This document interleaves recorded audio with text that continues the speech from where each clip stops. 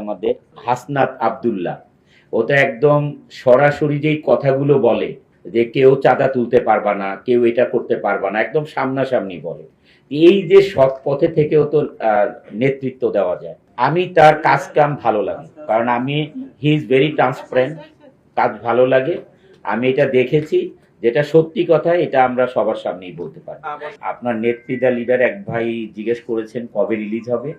আমি ওই সেন্সরের আগে একদম 100% ডেটটা দিলে ওই ধরেন ডেটটা মানে এলোমেলো হতে পারে। তবে আমরা ওই ঈদের জন্য ওয়েট করব না, আমরা রিলিজ করে দিব একটা ভালো দিন দেখে আমরা ছবি রিলিজ করে দিব। আর ঈদের যেহেতু এই এখন শুরু হচ্ছে হলো কুরবানি ঈদ আসছে, রোজার ঈদ দেরি আছে, তারপরে আমরা দেখি রোজার ঈদে ইকবাল ভাই কিল হিম টু রিলিজ করে দিতে পারি কিনা। এখন তো এই নেতৃত্ব লিডার বর্ষার তুর্কি প্রযোজক, তারপরে হচ্ছে ইকবাল ভাই প্রযোজক, তারপরে আবার আমি করব না ইনশাল্লাহ, দেখি এই দুইটা হয়ে নে, তারপরে আবার আমি একটা শুরু করব ব্যবসা। সেটা বেশ এখন মোটামুটি ভালো। ব্যবসাটা খারাপের কারণেই আসলে এই ছবি থেকে একটু দূরে, কারণ এত বড় প্রতিষ্ঠান, কর্মসংস্থান, ওইটাকে সামলানোর জন্যই আমি আসলে সিনেমায় 2টা বছর সিনেমা রিলিজ হয়নি। তা এখন একটা ভালোর দিকে যাচ্ছি ইনশাল্লাহ। তা আমরা এখন এই দিকে সময় দিতে পারবো। আর আমার সুন্দরী রমণী ও করবে কাজ, তারপরে যখন আবার করার করবে, এখন তো করছেই। ঠিক আছে ইনশাল্লাহ, একসাথেই তো আছি আমরা। আর ইকবালে তো ভাই তো আবার নতুন নতুন নায়িকাও নিয়ে আসে, 1-2জন। আমি আবারও বলি, টুডে আর টুমোরো বর্ষা হয়তো পলিটিক্স করবেই টুডে আর টুমোরো, দেখেন। তখন সে নেত্রী হিসাবে ভালো, তার অ্যাডমিনিস্ট্রেশন ভালো।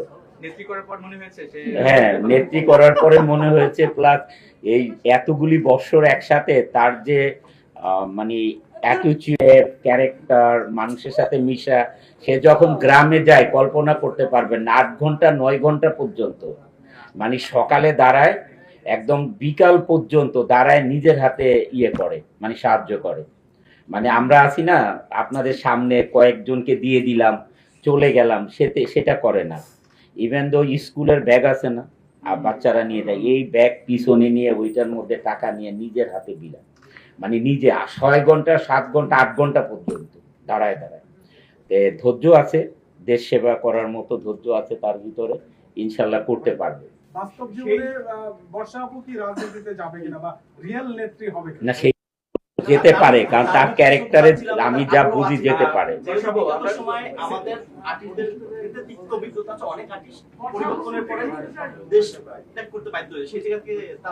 না, আসলে দেশ ত্যাগ করতে সেই বাধ্য হবে।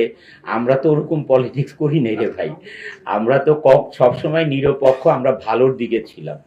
তা আমরা কখনোই ওই ধরনের পলিটিক্স, যদি কোনো না কোনো দল সাথে তো অংশগ্রহণ করেই পলিটিক্স করতে হয়। তা আমি যদি আমাকে ঠিক রাখি, তাহলে আমাকে দেশ ত্যাগ করতে হবে কেন? আমি সৎ পথে থাকবো। আমরা তো এই যে এখন দেখি এনসিবির যে একজন নেতা আছে আমাদের, এই হাসনাত আব্দুল্লাহ, ও তো একদম সরাসরি যেই কথাগুলো বলে, এগুলো তো আপনাদের সবার সামনে আসে যে কেউ চাঁদা তুলতে পারবা না, কেউ এটা করতে পারবা না, একদম সামনাসামনি বলে। এই যে সৎ পথে থেকেও তো নেতৃত্ব দেওয়া যায়। এই ধরনের নেতৃত্ব দিলে তো আমার তো মনে হয় না জনগণ তাকে দেশ থেকে তাড়িয়ে দিবে। এটা হচ্ছে আমার বক্তব্য আর কি। আমি যদি সৎ থাকি, তাহলে জনগণ তো জানেই যে আমি একজন সৎ মানুষ, তাহলে দেশ থেকে তাড়ানোর কোনো কথা না।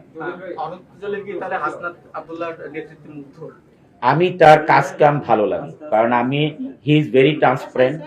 কাজ ভালো লাগে, আমি এটা দেখেছি।